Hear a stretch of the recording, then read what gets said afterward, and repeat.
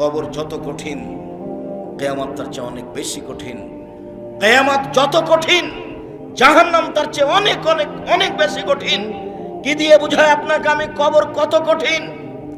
রাসূল সাল্লাল্লাহু আলাইহি ওয়াসাল্লাম বলেন, যখন তাকে কবরে জিজ্ঞাসা করা হবে দ্বীন সম্পর্কে, মুহাম্মদ সাল্লাল্লাহু আলাইহি সাল্লাম সম্পর্কে, ইসলাম সম্পর্কে, সে যদি উত্তর দিতে না পারে, ইয়াজরিবু যারবাতান, এত জোরে তাকে ফেরেশতা মারবেন, ইয়াসিহু সাইহাতান, সে বাপরে মারে করে চিৎকার করবে, ইয়াসমু মা বাইনাল মাশরিক ওয়াল মাগরিব ইল্লা সাকালাইন, সারা পৃথিবীর জীবজন্তু, কীট পতঙ্গ, পদার্থ, জড় পদার্থ সব কিছু তার চিৎকার শুনতে পাবে, মানুষ আর জিন শুনতে পাবে না।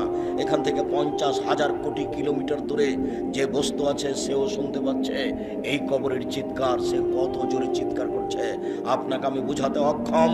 মুহাম্মদ সাল্লাল্লাহু আলাইহি ওয়াসাল্লাম বলেছেন, যে মারে সে চোখে দেখে না, যে মারে সে কানে শুনে না, যে মারে সে ফেরেশতা, তার রং বিভিন্ন ধরনের, কালো নীল, ভিন্ন ধরনের রং, চোখে দেখে না, কানে শুনে না, কোথায় মারছে আর চিৎকার যে করছে ও শুনতে পায় না, যার কারণে তার মারার গতির পরিবর্তন হয় না।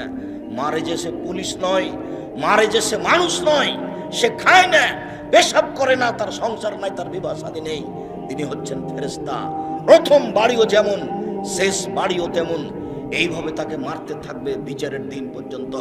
রাসূল সাল্লাল্লাহু আলাইহি সাল্লাম বলেন, যে লাঠি দিয়ে মারা হয়, যে হাতুড় দিয়ে মারা হয়, সেই হাতুড় যদি পাহাড়ের উপরে মারা হয় তাহলে ফায়াসিরু তুরাব, সেটা পাথর হয়ে যাবে, ধুলা হয়ে যাবে, একবারে খান খান হয়ে। পাহাড়ের উপরে মারা হলে পাহাড় ধুলা হয়ে যাবে। যেই হাতুড় দিয়ে মারা হয়, সেই হাতুড়টা যদি পাহাড়কে মারা হয় তাহলে পাহাড় ধুলা হয়ে যাবে। মুহাম্মদ সাল্লাল্লাহু আলাইহি সাল্লাম এইভাবে বলেন। কি দিয়ে বোঝায় আপনাকে আমি কবর কত কঠিন? এখানে চিৎকার করছে, তার কণ্ঠ, তার শব্দ শুনতে পাচ্ছে 50,000 কোটি কিলোমিটার দূরে।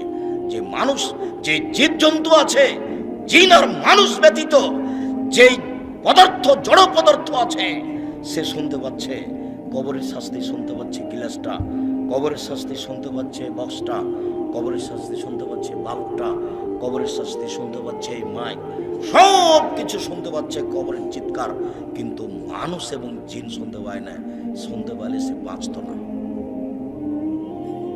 আপনাকে আমি বুঝাতে পারি কবর কি জিনিস। রাসূল সাল্লাল্লাহু আলাইহি সাল্লাম দিন রাত কবরের শাস্তি থেকে বাঁচতে চাইতেন। যখনই তিনি জানাজায় দাঁড়াতেন, তখন লোকটার জন্য কবরের শাস্তি থেকে আল্লাহর কাছে বাঁচতে চাইছেন, আল্লাহ তুমি তাকে কবরের শাস্তি থেকে বাঁচাও।